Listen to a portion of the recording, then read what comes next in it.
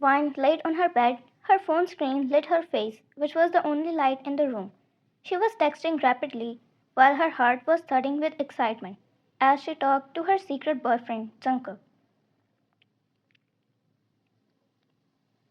Jungkook. Same spot in 15? Vine. See you there.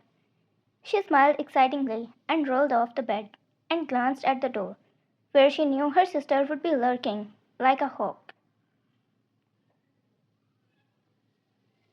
Her sister Lisa had been acting strangely lately, asking questions about where she was going, what she was doing, and hovering more than usual. But tonight she wouldn't let suspicion ruin her moment with Jungkook. Vine grabbed her hoodie from the back of a chair and slipped it on. She opened the door to find her sister, arms crossed, standing in the hallway. Lisa, where are you going? Her eyes narrowed. It was 11 p.m. and she had every reason to be suspicious. Fine. I'm just heading out for a bit. I'll be back in an hour or so. Lisa, at this hour? Fine shrugged, trying not to show her nervousness. Fine. Yeah, I need some air. Please don't tell anyone. She said and moved past her, avoiding any further questions, while her sister's voice came from behind. Don't be late. You know the rules.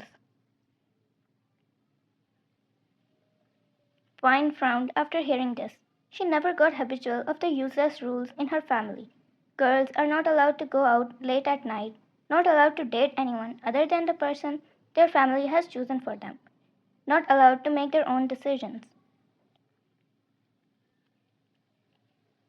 But all of that is necessary according to her family, because to them, their family's long built reputation is more important than their own daughter.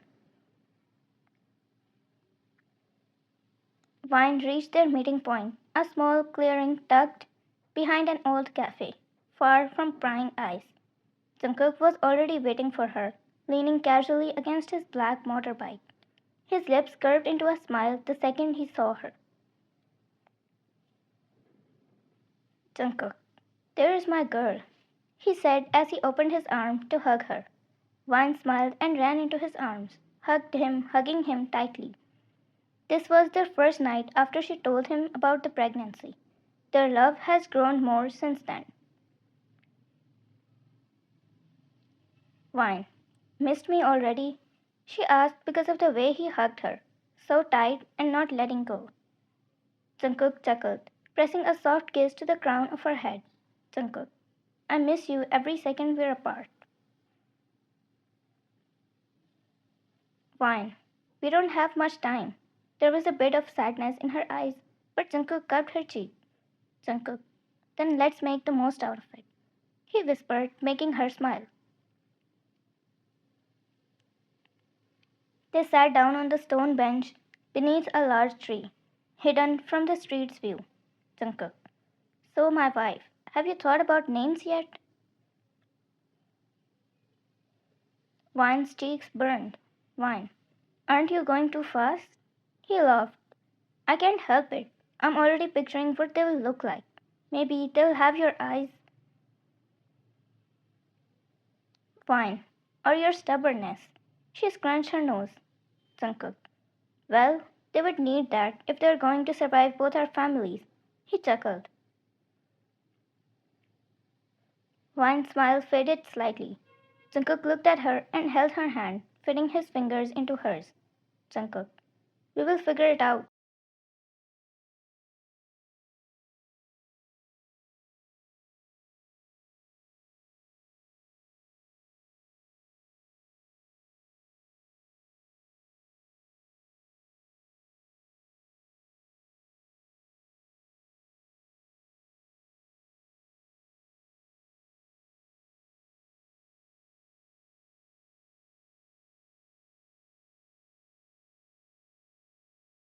Don't worry.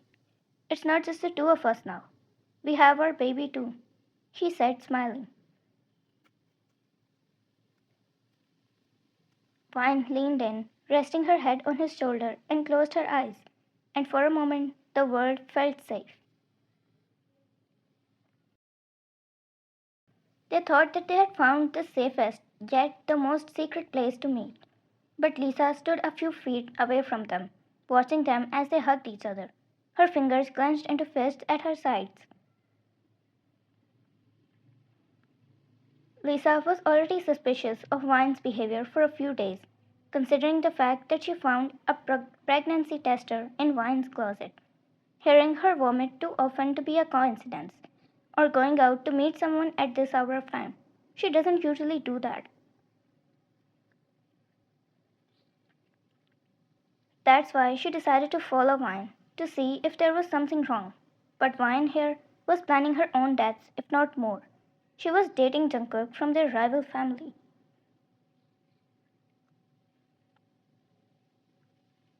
Lisa. She betrayed her own family. She doesn't have the right to live anymore. As Vine and Jungkook kissed beneath the tree, Lisa turned on her heel, vowed to take revenge from Vine. At this point, no one could blame Lisa for having to think that. Their families have raised their children like that, unable to feel emotions, unable to defy the family's rules, no matter the situation. Vine was the same. She didn't feel any emotions, any remorse towards the people that have been killed because of their family's fights, until she met Jungkook. And it was the same for Jungkook. They made each other's hearts melt with emotions, and now they can't live without each other.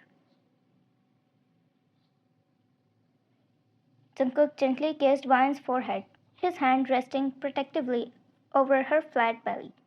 Jungkook, I wish I could stay with you all night, he whispered. He pressed his lips to hers, slow, tender, and filled with promises.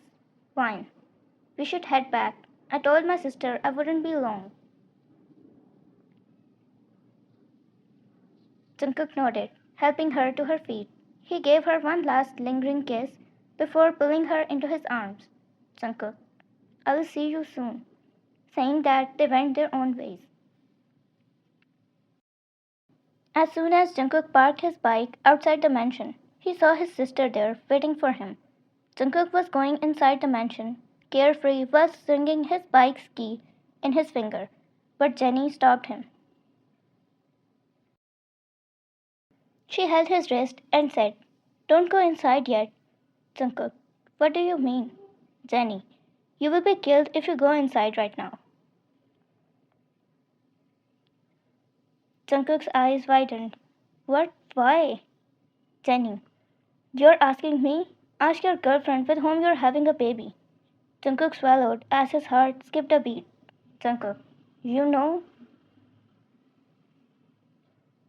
Jenny, everyone knows it already. It's not like I'm forgiving you or something.